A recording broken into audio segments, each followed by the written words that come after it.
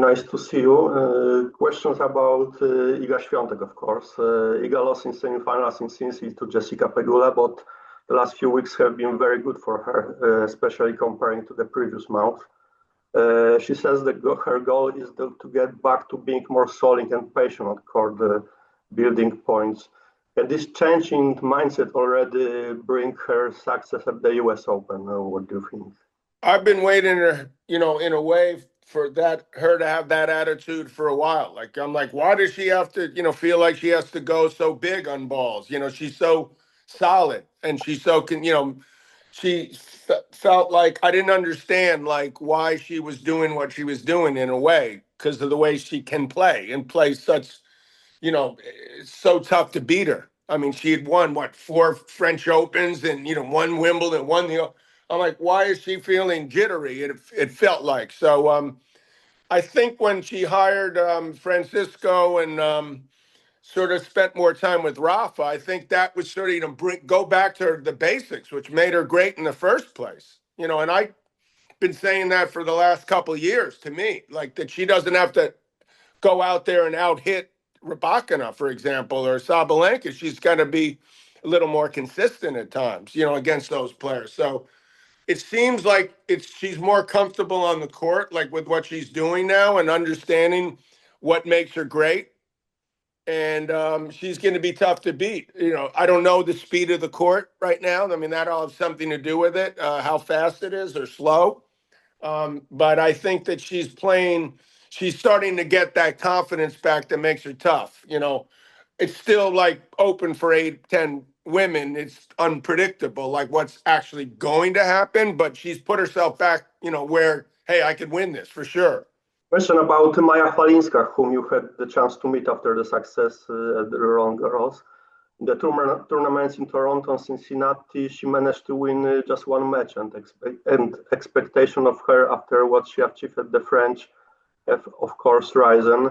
Is Maja capable of achieving success on fast, hard course as well? What do you think? Well, the previous person, I believe, was asking me about another small player, and it's, you don't serve big. These players tee off on your serve. They go for big returns.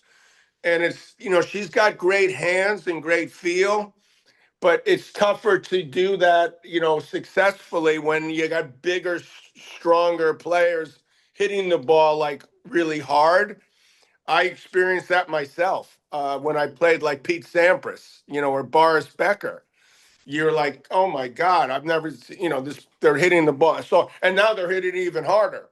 So with these players, so it's not easy to sort of know exactly what to do. If you're someone like her, she competes great. I mean, it's not, and then there's more expectation. And so it's not an easy time to figure out what exactly she can do other than to continue to, compete at the, give that effort that you saw and just keep at it. There's nothing, it's not like she's got to figure out a way to make the best out of her serve. That's the key thing, do something.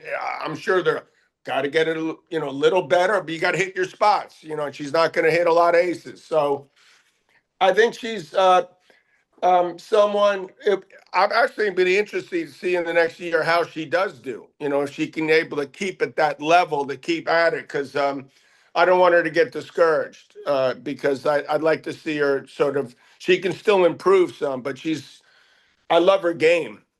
Like to see her around. It'd be fun to see her, still competing and doing well. What will be the biggest challenge for Iga Świątek at the US Open? And can she already be considered among the biggest favorite to win the title? And I think if the not, biggest. who is your favorite? Oh God, to me it would be. Well, first of all, I don't know the extent of Rybakina's injury because I think when she's on a quick hard court, she's maybe the toughest to beat. I'm not quite sure what's happening with Sabalenka, that she seems to have lost her confidence a little bit. I'm not sure why. Maybe it started at the French Open and sort of gotten worse. I'd have to say Iga and Coco might be the two favorites. To me at this particular moment going into the tournament, they seem to be playing it the highest level, but that doesn't mean, something crazy could happen. Jessica's playing great. Anisimova is trying to get her game back. There's other players that are there that could be formidable. And Noskova, it's like, what is she going to do? I don't know. She won Wimbledon, but she's got an incredible amount of talent. So it's hard to say, but if I had to pick a couple players that were, Mukova was one of my favorite players to watch.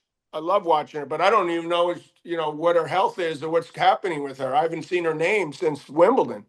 I think she pulled out of a couple tournaments, so it's a little bit, I think it's more open in the men's and women's than it's been for a long time.